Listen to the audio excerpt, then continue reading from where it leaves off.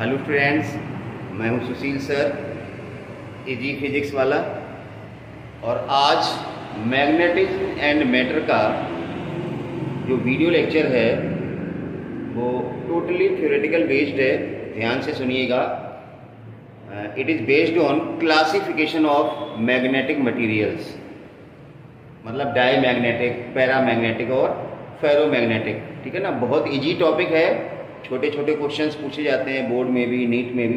तो पूरा video lecture बिल्कुल ध्यान से सुनना है आपको और नोट्स बनाने हैं। जो भी चीज़ कही जाती है उसको ध्यान से सुन के कॉपी पे नोट करना है। तो चलिए शुरू हो जाइए मेरे साथ। आज का जो वीडियो लेक्चर है, classification of magnetic materials. Classification of magnetic substances कह सकते हो आप।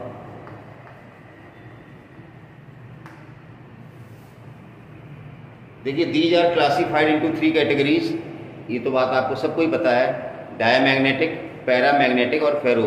बहुत थोड़ा थोड़ा सा अंतर, अगर आपने एक ढंग से समझ लिया, मेरा मतलब अगर आप डायमैग्नेटिक सब्सटेंस ढंग से समझ गए तो फिर पैरा भी आपको आ जाएगा और फेरो भी आ जाएगा। समझ पा रहे हो ना? तो एक अच्छे से समझ लो, दूसरा तीसरा अपने आप आ जाएगा। तो चलिए सबसे पहले शुरू करते हैं। नंबर 1, 3 होते हैं क्लासिफिकेशन, सबको पता ही है। नाम लिख देता हूं मैं।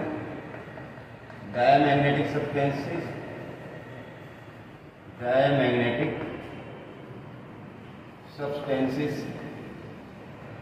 दूसरा है पैरामैग्नेटिक सब्सटेंसेस, पैरामैग्नेटिक सब्सटेंसेस। और तीसरा है फेरोमैग्नेटिक सब्सटेंसेस। हम तीनों में क्या पढ़ेंगे? सबसे पहले कि ये क्या होते हैं, इनके एग्जाम्पल, और मेन चीज जो है ना वो है एटॉमिक मॉडल ऑफ मैग्नेटिज्म, मतलब अंदर की केमिस्ट्री क्या है, ये प्रॉपर्टी शो करें तो इसके पीछे की वजह क्या है। तो एक एक करके शुरू करते हैं। कॉपी पेन लेके बैठ जाइए। सबसे पहला है डायमैग्नेटिक सब्सटेंसेस। ठीक है ना? तो number 1, diamagnetic substances.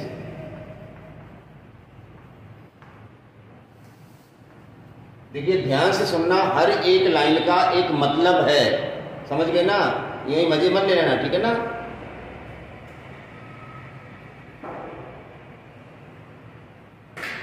Diamagnetic substances. तो चलिए हम पहले बता देते हैं। दीज आर दो substances which when placed in external magnetic field.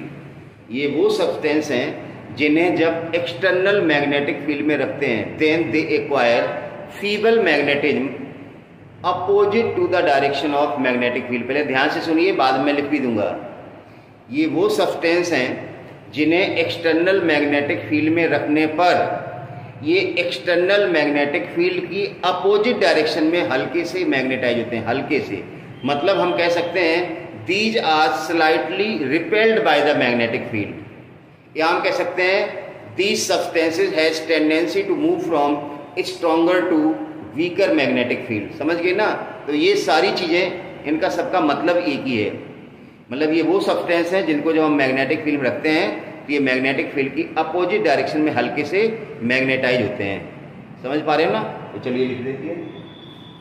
These are दो सब्सटेंसेस, दीज आर दो सब्सटेंसेस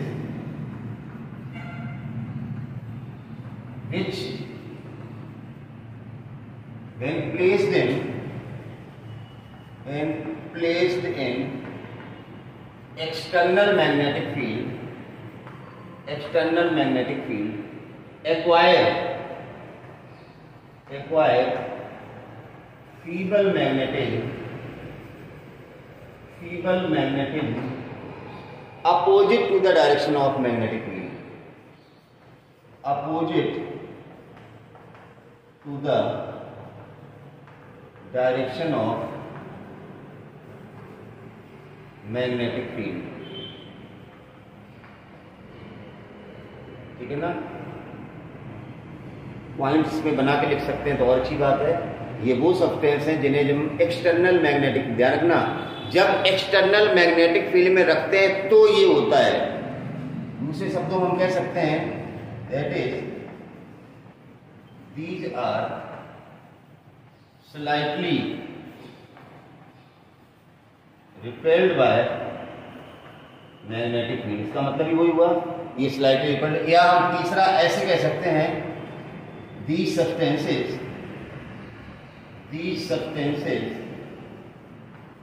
has tendency, इनकी टेंडेंसी क्या होती है, किधर से किधर जाने की, has tendency to move from stronger to weaker magnetic field, stronger to weaker magnetic field।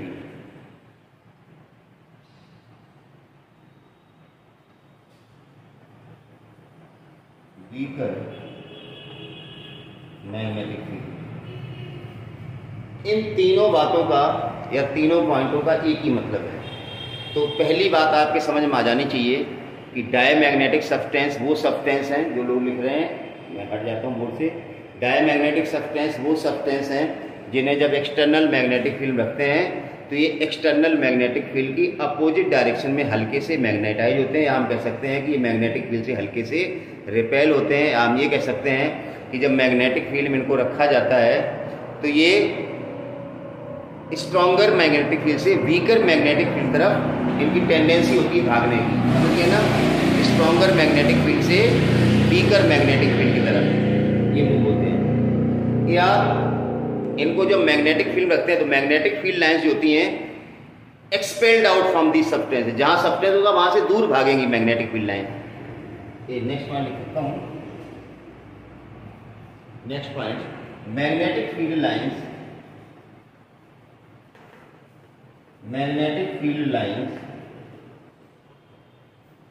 Lines are expelled by these substances।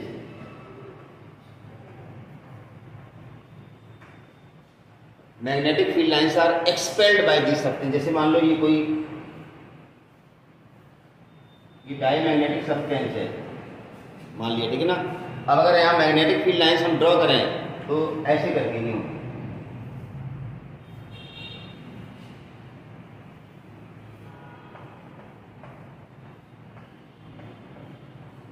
तो जहां सब्सटेंस रखा ना वहां से दूर भाग रही magnetic field lines, expelled out.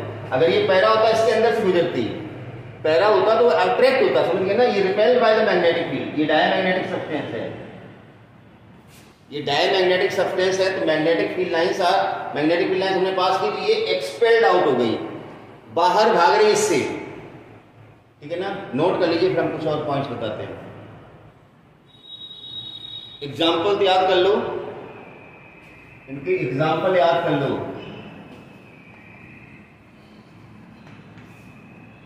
Bismuth, copper, sodium chloride,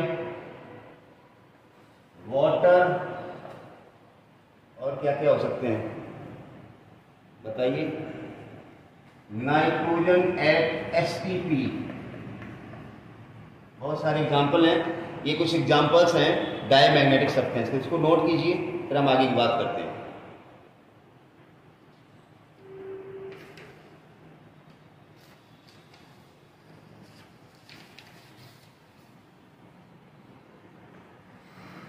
हटा दो, हटा रहा हूं।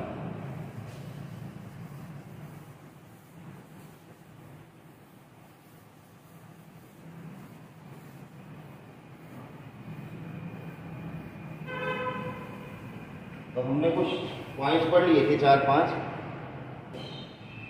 नहीं 5 पॉइंट हो गए थे। Magnetic field lines are expelled out. Next point हम लिख सकते हैं, देखिए,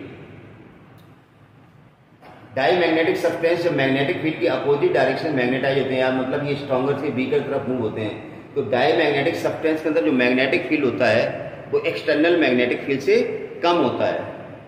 the magnetic field inside diamagnetic substance। देखिए मैंने कहा था अगर आप डायमैग्नेटिक सब्सटेंस को ढंग से सारे पॉइंट्स अपने दिमाग में सेट कर लेंगे तो पैरा में कुछ नहीं, मैं आपको इनडायरेक्ट में कह दूं उल्टा ही कहना सब। एक रटने का तरीका बता रहा हूं, बाकी आप रटना मत। डायमैग्नेटिक सब्सटेंस को अच्छे से कर लो, पैरा में उल्टा टेक देना, सब कुछ उल्टी कर देना। The magnetic field inside diamagnetic substance, obviously external से कम ही हुआ ना, एक्सटर्नल से ज्यादा हो ही नहीं सकता है। वो तो एक अपोजिट डायरेक्शन में, मतलब मैग्नेटिक फील्ड से रिपेल होता है, जहां मैग्नेटिक फील्ड ज्यादा वहां से दूर भागता है। तो the magnetic field inside diamagnetic substance is less then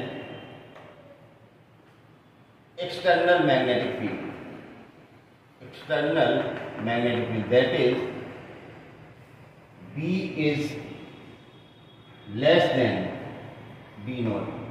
B naught है external magnetic field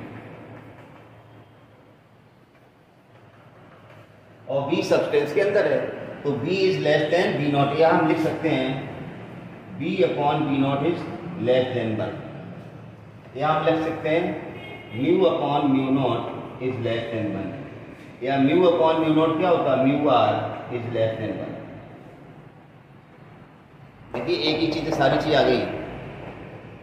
B is less than B naught, B upon B naught is less than 1, और बी अपॉन बी नॉट क्या होता है, mu upon mu naught, क्यों B बराबर क्या होता है, म्यू एच, एच से एच कट जाएगा, तो बी अपॉन म्यू नॉट बनेगा mu upon mu naught is less than 1, और म्यू अपॉन म्यू नॉट क्या होता है, म्यू आर। अब एक चीज और हमने पढ़ी थी, mu R equal to 1 plus chi M, magnetic susceptibility.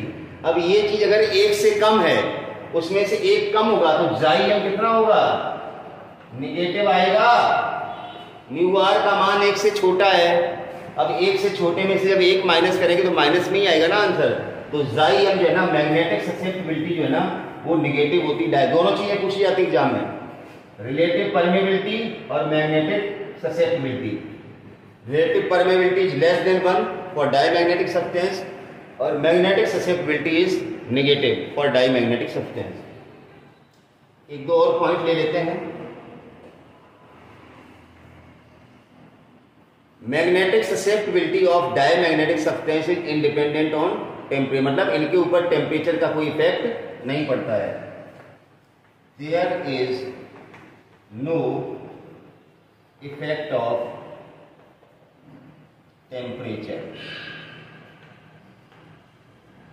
Diamagnetic substance पर टेम्परेचर का कोई इफेक्ट नहीं होता है, मतलब जाई एम जो है ना, chi M is independent on temperature, that is chi M is independent on temperature. अगर हम ग्राफ बनाएं जाई एम का टेम्परेचर के साथ, तो ऐसा आएगा ग्राफ। कैसा आएगा, ऐसा। टेम्परेचर चेंज करते जाओ, जाई एम पे कोई फर्क नहीं पड़ रहा, और जाई एम है कैसी, निगेटिव में, माइनस में है ना, ये निगेटिव में ग्राफ आएगा। ये एक्सिस है आपकी टेम्परेचर के साथ, ये जाई एम की वैल्यू। तो ये कुछ मेन प्रॉपर्टी हमने बताई है कि डायमैग्नेटिक सब्सटेंस क्या होते हैं और इनकी क्या कैरेक्टरिस्टिक्स होती है। अब इनका एक्सप्लेनेशन, मतलब एटॉमिक मॉडल ऑफ डायमैग्नेटिज्म, जो काफी इंपॉर्टेंट है, सब में ही हमें करना है, तो थोड़ा थोड़ा सा समझ लो, बहुत ज्यादा देखने की जरूरत नहीं है। ये जो पॉइंट्स हमने बताए ये मेन है, यहां से कुछ न कुछ पूछा जा सकता है, तो हटा देता हूं मैं। आई थिंक कि आपने नोट कर लिया होगा। चलिए,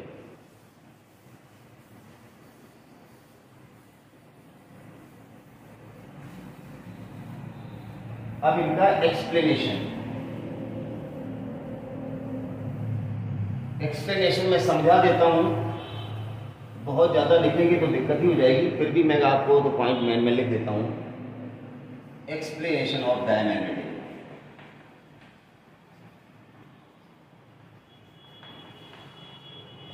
एक्सप्लेनेशन ऑफ डायमैग्नेटिज्म, या हम कह सकते हैं atomic model of diamagnetism.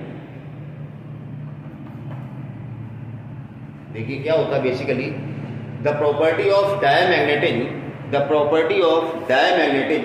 Is found only in those substances whose atoms has paired electrons. पहली बात क्या बताया, दिस प्रॉपर्टी का मतलब property of diamagnetism is found in those substances whose atoms has paired electrons spinning in opposite direction. So magnetic movement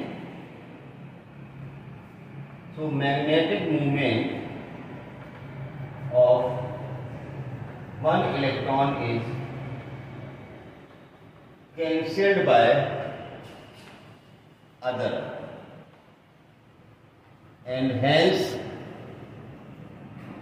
net magnetic moment of diamagnetic substance is 0. सुनिए मैंने क्या लिखा है, मैंने लिखा है the property of diamagnetism is found in those substances whose atoms has paired electron. जब paired electron होंगे तो एक का स्पिन क्लॉकवाइज होगा और एक का एंटी क्लॉकवाइज। और हमने तुम्हें बताया था जब स्पिन मोशन होता है, इलेक्ट्रॉन स्पिन कर रहा होता है तो उसका एक मैग्नेटिक मूवमेंट होता है।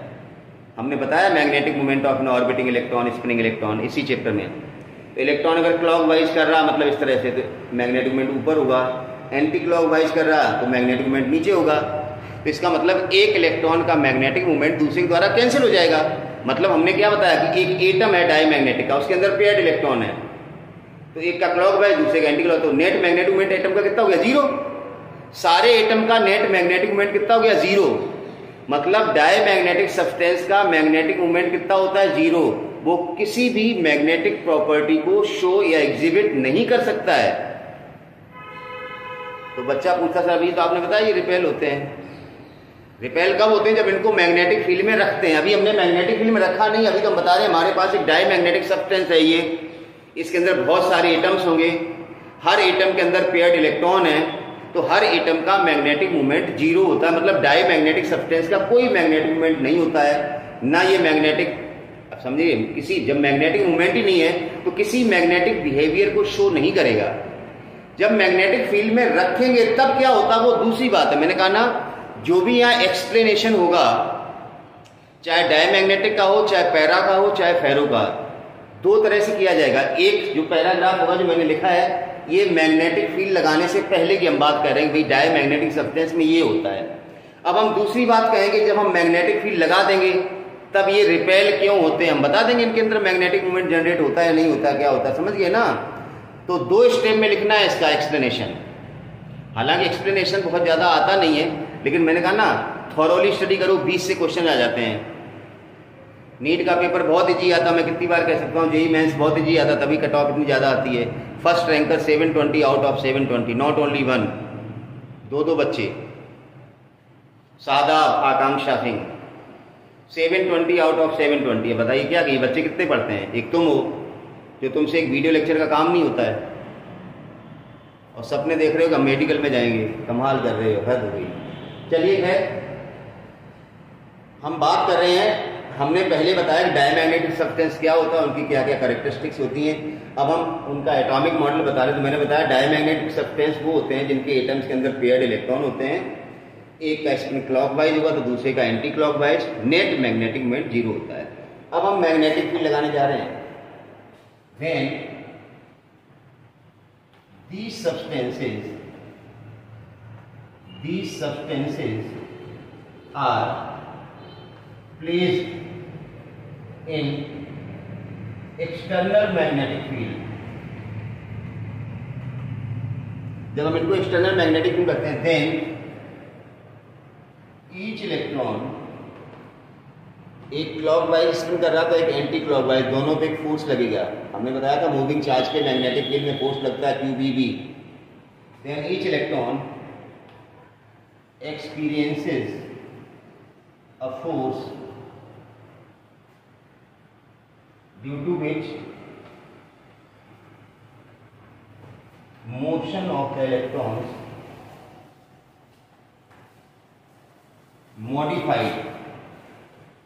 modified, that is one gets accelerated and other slow down। देखिए जैसे ही हमने एक्सटर्नल मैग्नेटिक, अब देखो आपके पास बिल्कुल सिंपल तरीके से समझ सकते हो। जैसे मान लो कोई दो लोग हैं, एक इधर जा रहा और एक उधर की तरफ से आ रहा, उल्टे जा रहे हैं, मतलब एक इधर और एक इधर। अब आप दोनों पे धक्का एक ही तरफ लगाए, भाई मैग्नेटिक फील्ड तो एक ही लगाया ना। अब जब धक्का दोनों को एक ही डायरेक्शन दे रहे हो तो जो उधर जा रहा है उसको तो धक्का सपोर्ट करेगा, और जो तुम्हारी तरफ आ रहा है उसको धक्का क्या करेगा, अपोज करेगा। एक इलेक्ट्रॉन क्लॉकवाइज घूम रहा था, एक एंटी क्लॉकवाइज, और आपने रख दिया मैग्नेटिक फील्ड में उस सब्सटेंस को, तो दोनों इलेक्ट्रॉन्स पे क्या लगेगा, magnetic force.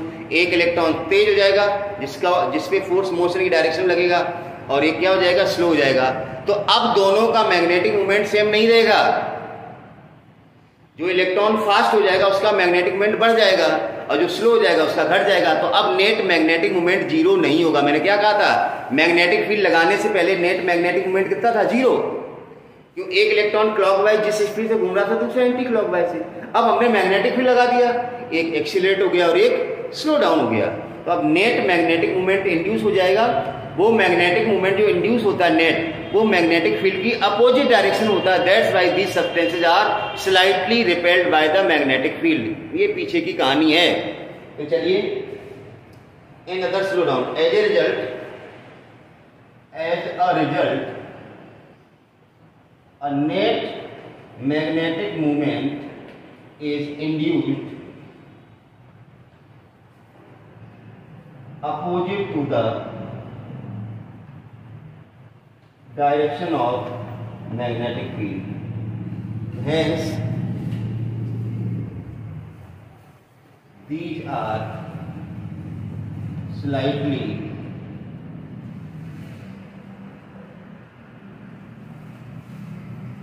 repelled by magnetic field।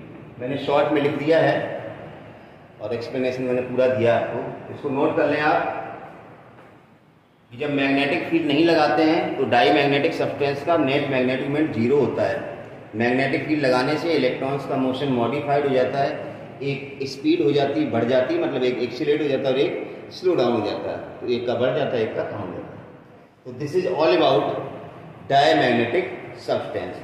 अब मैंने कहा था जैसे कि अगर आपने डायमैग्नेटिक पढ़ लिया तो पैराम हमें क्या करना है, इसका उल्टा करना। बिल्कुल, डायमैग्नेटिक सब्सटेंस मैग्नेटिक फील्ड की अपोजिट डायरेक्शन में हल्के से मैग्नेटाइज होते थे। पैरामैग्नेटिक फील्ड क्या हुए, ये मैग्नेटिक फील्ड की डायरेक्शन में ही हल्के से मैग्नेटाइज होंगे, या हम कह सकते हैं ये मैग्नेटिक फील्ड से हल्के से अट्रैक्ट होते हैं, या हम कह सकते हैं ये वीकर मैग्नेटिक फील्ड से स्ट्रॉन्गर की तरफ आते हैं। समझ गए ना। तो मैंने कहा ना, बिल्कुल भी कठिन अब तो कुछ होगा ही नहीं, सब कुछ इजी रहेगा। अब इतना टाइम भी नहीं अपने को लगाना है। तो चलिए इसको हम हटा देते हैं, हम बात करते हैं पैरामैग्नेटिक, ठीक है ना।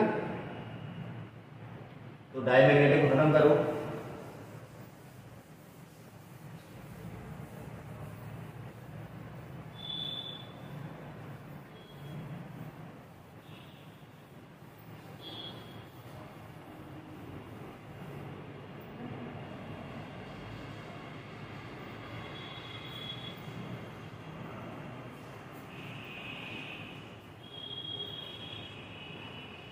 पैरा की बात हो रही है, पैरामैग्नेटिक सब्सटेंसेस ये वाले पैरामैग्नेटिक सब्सटेंसेस। तो वही लिखना, दीज आर दो substances which when placed in external magnetic field acquire feeble magnetism along the direction of magnetic field। मैंने कहा सिर्फ वहां अपोजिट था, यहाँ along हो गया, कुछ भी चेंज नहीं है। these are those substances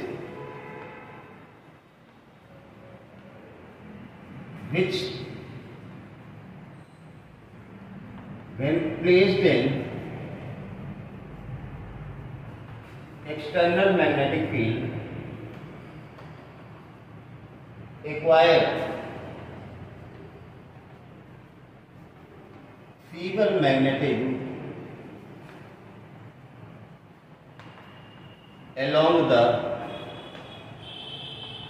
direction of magnetic field, along the direction of magnetic field, that is they are slightly attracted by magnetic field, या they have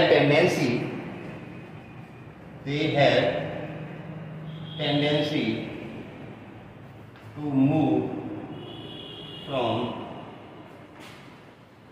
weaker to stronger magnetic field। मैंने कहा ना, सब कुछ हम बिल्कुल उल्टा लिख रहे हैं। अगर आपने डायमैग्नेटिक सब्सटेंस को अच्छे से नोट कर लिया है तो पैरामैग्नेटिक सब्सटेंस में आपको ज्यादा मेहनत करने की जरूरत नहीं। आप देख सकते हैं बिल्कुल उल्टा लिख रहा हूं। वहां पर था slightly repelled by the magnetic field, यहां पर क्या गया, slightly attracted by the magnetic field. वहां था स्ट्रॉन्गर से वीकर की तरफ मूव होते हैं, यहां वीकर से स्ट्रॉन्गर की तरफ मूव हो रहे हैं। तो मैं कह रहा था बिल्कुल सेम है। नेक्स्ट पॉइंट बना सकते हैं, मैग्नेटिक फील्ड लाइंस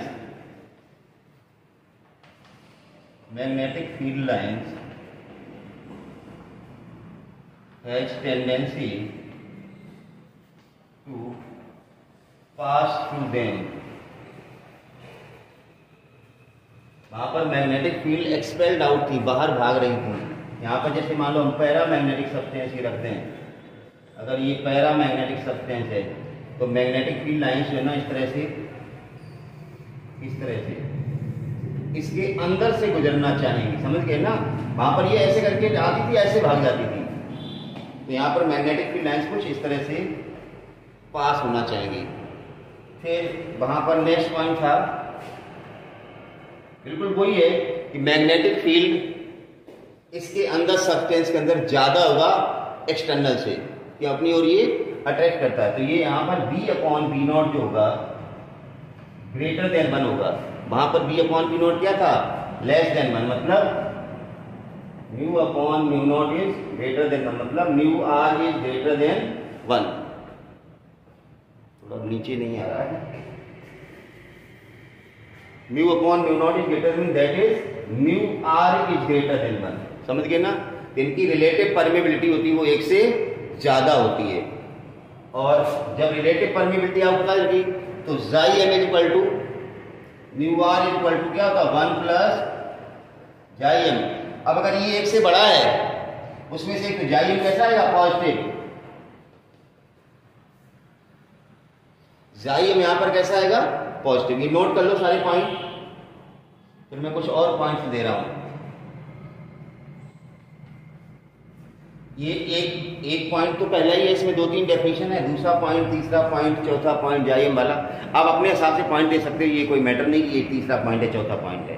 आप कोई भी पॉइंट ना दें, आपको ये सारी चीजें पता होनी चाहिए डायमैग्नेटिक सॉरी पैरामैग्नेटिक में क्या क्या होता है। हटा दूं मैं, चलिए हटा रहा हूं भाई मैं।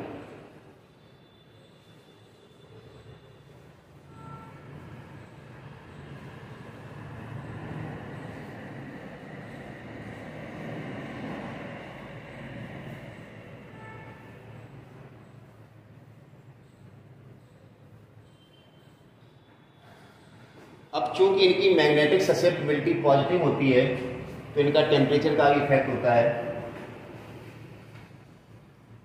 Effect of temperature. ध्यान रहे, डायमैग्नेटिक सब्सटेंस पर टेम्परेचर का कोई इफेक्ट नहीं होता था। यहां पर इफेक्ट ऑफ टेम्परेचर है Curie law.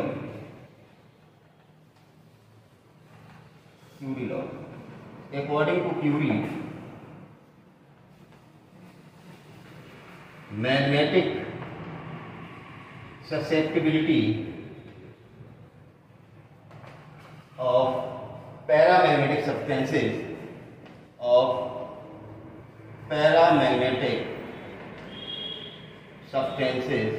is that inversely proportional to 1 upon T.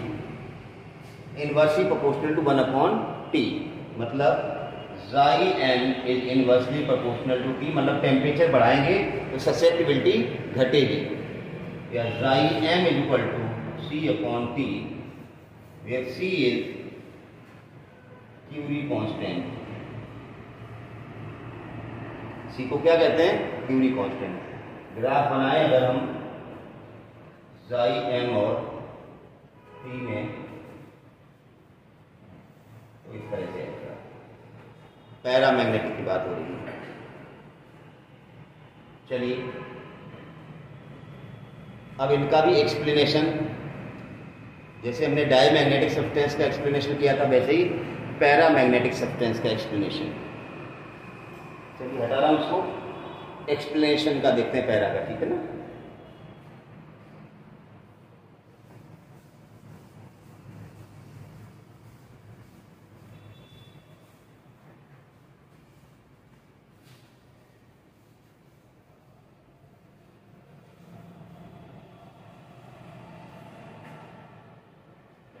Explanation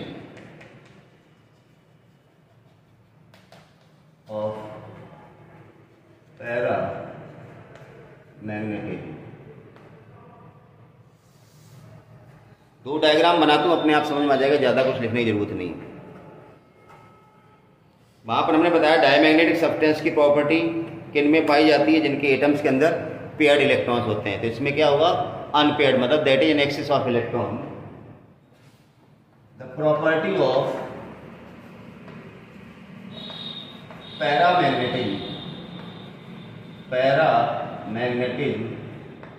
is found in those substances whose atoms has unpaired electrons।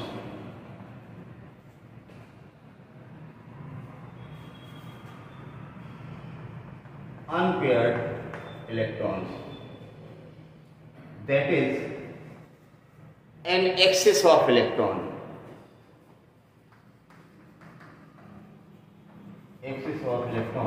is spinning in the same direction,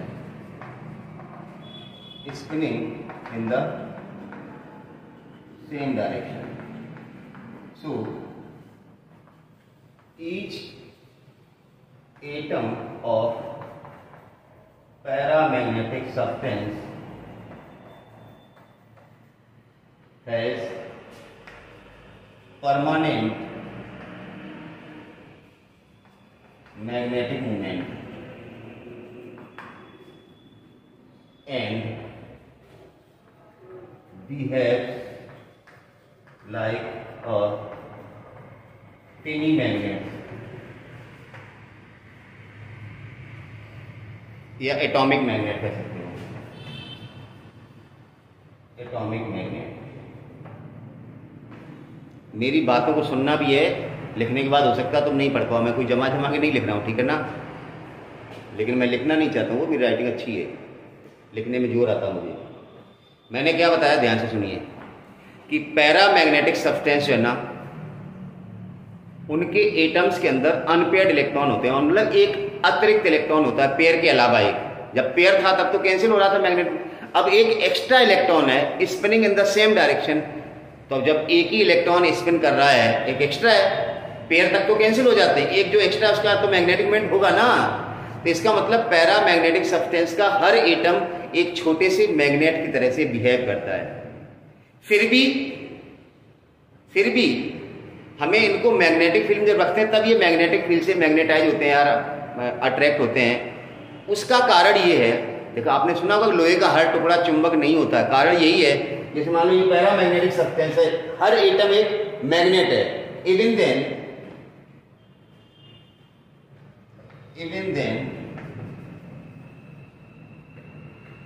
they do not exhibit any magnetic property in absence of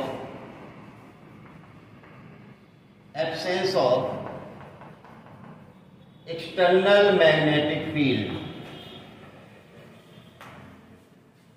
अगर हम external magnetic field नहीं लगाएं तो ये किसी भी magnetic property को show नहीं करते, जबकि इनका हर एटम एक मैग्नेट है। The reason is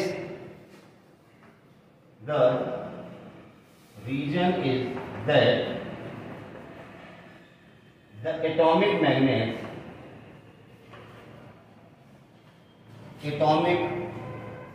magnets are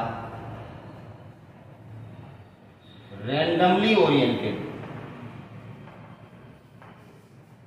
So magnetic movement of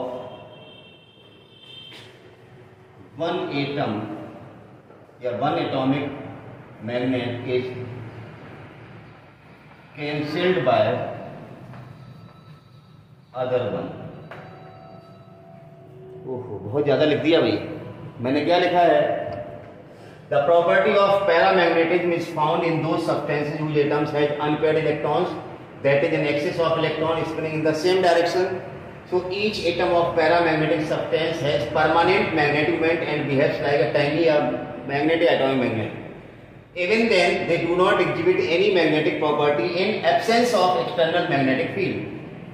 external magnetic field की एब्सेंस में कोई magnetic property. The reason is that the atomic magnets या tiny magnets are randomly oriented. ऐसे कुछ होता है, जैसे ये है, मान लो पैरामैग्नेटिक सब्सटेंस, इसके अंदर बहुत छोटे छोटे से, ये समझ पा रहे हैं ना, ये सिचुएशन होती है। तो एक का मैग्नेटिक मोमेंट दूसरे के द्वारा कैंसिल हो जाता है, तो नेट मैग्नेटिक मोमेंट कितना होता है? 0।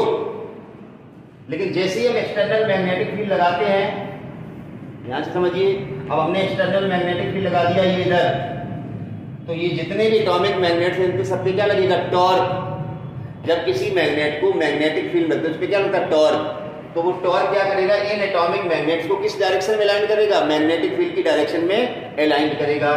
तो ये इस तरह से हो जाएंगे, समझ गए ना? अब ये सब्सटेंस मैग्नेटाइज हो गया। तो ये है रामायण पैरामैग्नेटिज्म की, कैंसिल हो जाता है जैसे ही हम एक्सटर्नल।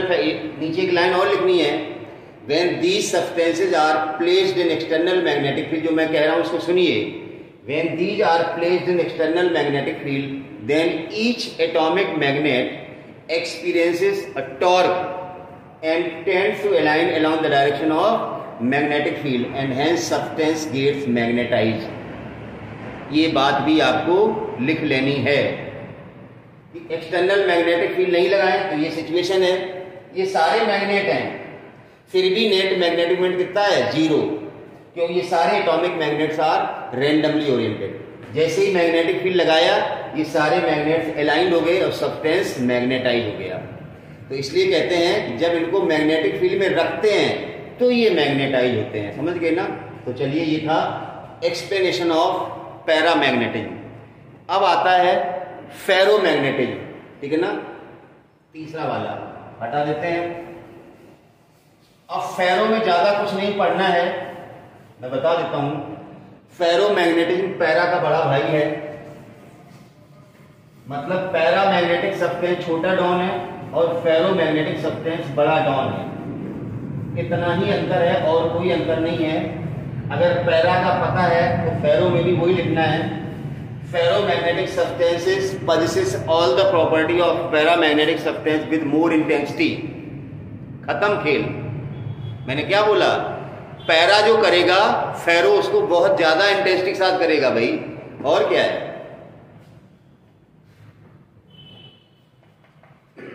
फेरोमैग्नेटिक सब्सटेंस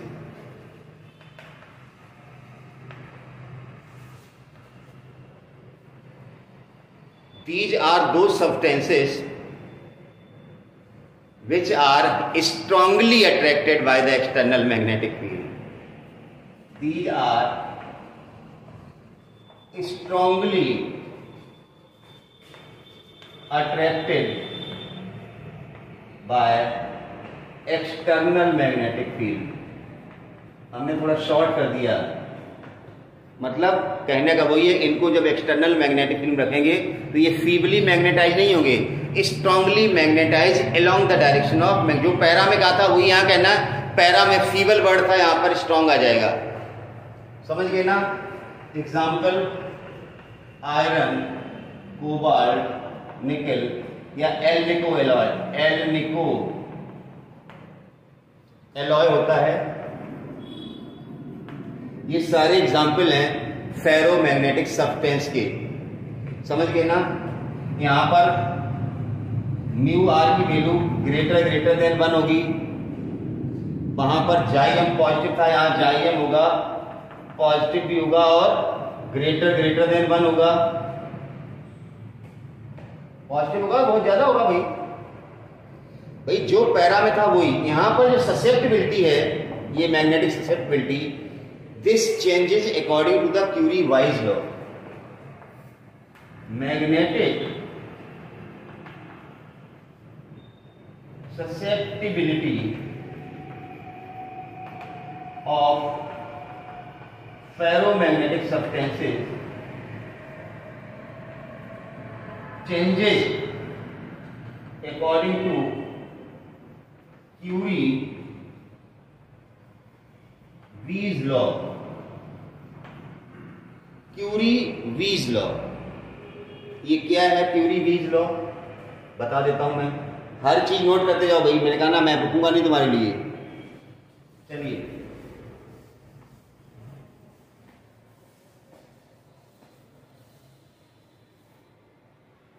क्यूरी-वीज लॉ, ये क्यूरी-वीज लॉ क्या बता देता हूं, देखिए according to Curie Weiss chi M equal to C upon T minus T C. Para में था chi M equal to C upon T, और यहां है chi M equal to C upon T minus T C, जहां टी सी है क्यूरी टेम्परेचर। एग्जाम में पूछ दिया जाता कई बार क्यूरी टेम्परेचर, नोट कीजिए क्यूरी टेम्परेचर बता रहा हूं मैं।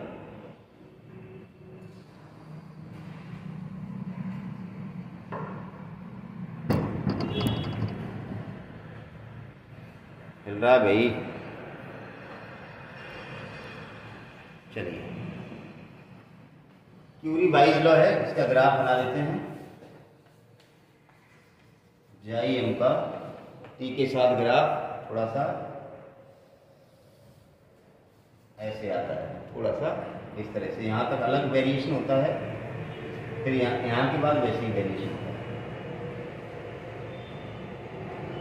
तो मैग्नेटिक ससेप्टिबिलिटी यहां पर भी टेम्परेचर बढ़ाने के साथ घटती है, लेकिन क्यूरी लॉ के अकॉर्डिंग नहीं घटती है, क्यूरी-वीज लॉ के अकॉर्डिंग। जाइम equal to C upon T minus T C, जहां टी सी क्या है क्यूरी टेम्परेचर। 1 मिनट में लिख देता हूं क्यूरी टेम्परेचर क्या होता है। क्यूरी टेम्परेचर वो टेम्परेचर होता है जिस टेम्परेचर पे जो फेरोमैग्नेटिक सब्सटेंस है, भाई आपने क्या बताया कि टेम्परेचर बढ़ाने से ससेप्टिबिलिटी घटती है। पैरा और फेरो में क्या अंतर है? पैरा की ससेप्टिबिलिटी कम होती है, जस्ट पॉजिटिव होती है, और फेरो की ससेप्टिबिलिटी पॉजिटिव और थोड़ी सी ज्यादा होती है। तो ससेप्टिबिलिटी का ही अंतर है ना। तो अगर हम फेरोमैग्नेटिक सब्सटेंस का टेम्परेचर बढ़ाते जाएं तो उनकी ससेप्टिबिलिटी घटती जाएगी, और घटते घटते कंडीशन क्या आएगी कि फेरोमैग्नेटिक ससेप्टिबिलिटी की जो ससेप्टिबिलिटी है वो पैरा के बराबर हो जाएगी। फेरो किसमें कन्वर्ट हो जाएगा? पैरा में। तो उसी टेम्परेचर को कहते हैं Curie temperature, the temperature at which ferromagnetic substance converted into paramagnetic. The substance, the temperature at which ferromagnetic substance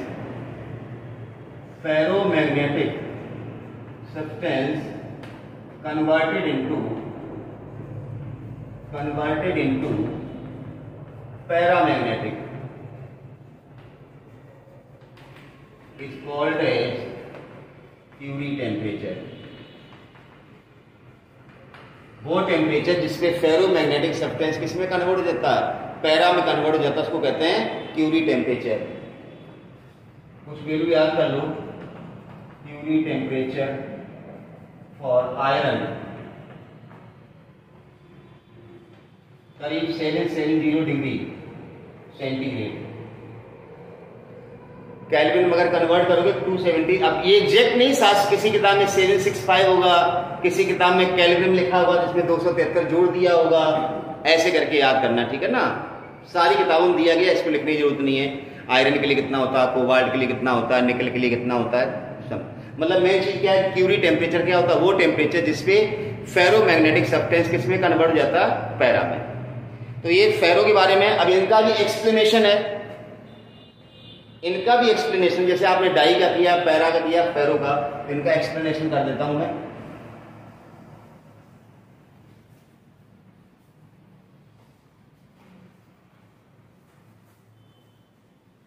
explanation of ferromagnetism.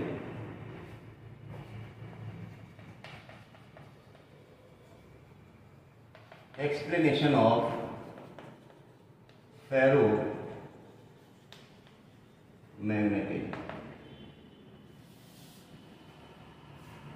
हम डायग्राम पहले ही बना देते हैं यार।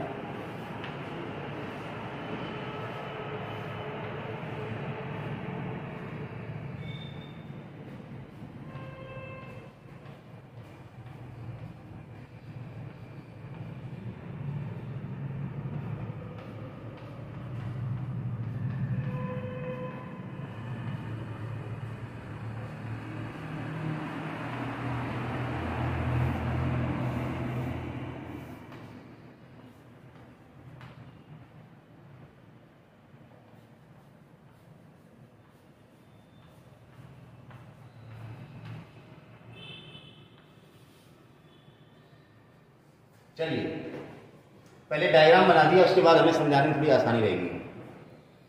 देखिए यहां भी एक्सप्लेनेशन वही है कि ईच एटम ऑफ फेरोमैग्नेट, ध्यान सुनना, मैं लिखने नहीं जा रहा हूं। Each atom of ferromagnetic substance has permanent magnetic dipole moment, जैसा पैरा में था, ठीक है ना।